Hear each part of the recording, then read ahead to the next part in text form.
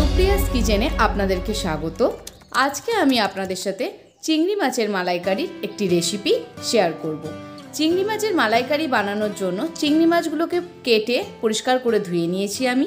এবার এর মধ্যে দিয়ে দিচ্ছি পরিমাণ অনুযায়ী লবণ, হাফ টিস্পুনেরও কম হলুদের গুঁড়ো, আর দিয়ে দিলাম কাশ্মীরি লঙ্কার গুঁড়ো হাফ টিস্পুনেরও কম।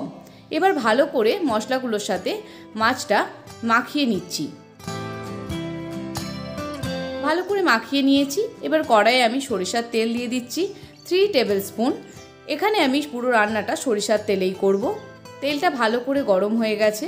এবার আমি ওই চিংড়ি মাছগুলোকে একে একে দিয়ে দিচ্ছি। চিংড়ি মাছগুলোকে খুব একটা বেশি করে ভাজবো না, হালকা করে ভেজে নিলেই হবে।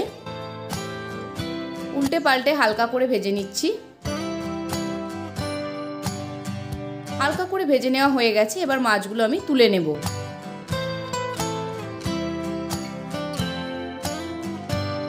এবার এই বাকি তেলটার মধ্যে দিয়ে দিলাম 2টো শুকনো লঙ্কা, গোটা গরম মশলা যার মধ্যে এলাচ, লবঙ্গ, দারচিনি ছিল। এবার আমি এখানে একটা পেস্ট দিয়ে দিচ্ছি। এটা আদা, রসুন আর মিডিয়াম সাইজ একটা পেঁয়াজকে কেটে আমি পেস্ট করে নিয়েছিলাম, সেটাই দিয়ে দিলাম।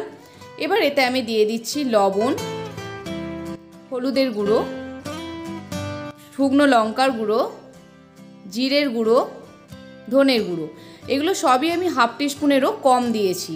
মশলাটা এবার ভালো করে একটু কষিয়ে নেব। মশলাটা অনেকটাই দেখুন তেল ছেড়ে দিয়েছে।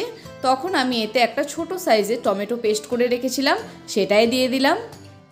আবারও টমেটোটার সাথে কষিয়ে নিচ্ছি। দেখুন খুব সুন্দর তেলটা ছেড়ে দিয়েছে। তখন আমি এখানে অল্প করে একটু চিনি দিয়ে দিলাম। চিনিটার সাথে আরও একটু কষিয়ে নিচ্ছি। এবার এতে আমি গরুর দুধ ব্যবহার করছি 1 বাটি। এবার যখন এই জলটা ফুটে আসবে তখন আমি এর মধ্যে দিয়ে দিচ্ছি ভেজে রাখা চিংড়ি মাছগুলো। আবারও একটু নাড়াচাড়া দিয়ে ঢেকে দেব।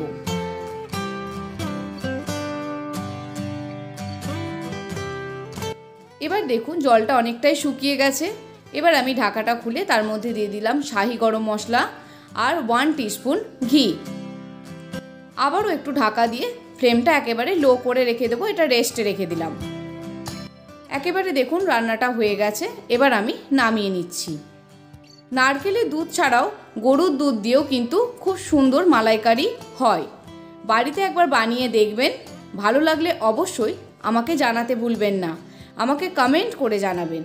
আর আমার চ্যানেলে যদি নতুন হয়ে থাকেন তাহলে চ্যানেলটি লাইক, শেয়ার ও সাবস্ক্রাইব করতে ভুলবেন না। সাবস্ক্রাইব বাটনের পাশে যে বেল আইকনটি রয়েছে সেটাও প্রেস করে রাখবেন। তাহলে সবার আগে নতুন ভিডিও নোটিফিকেশান আপনাদের কাছে পৌঁছে যাবে।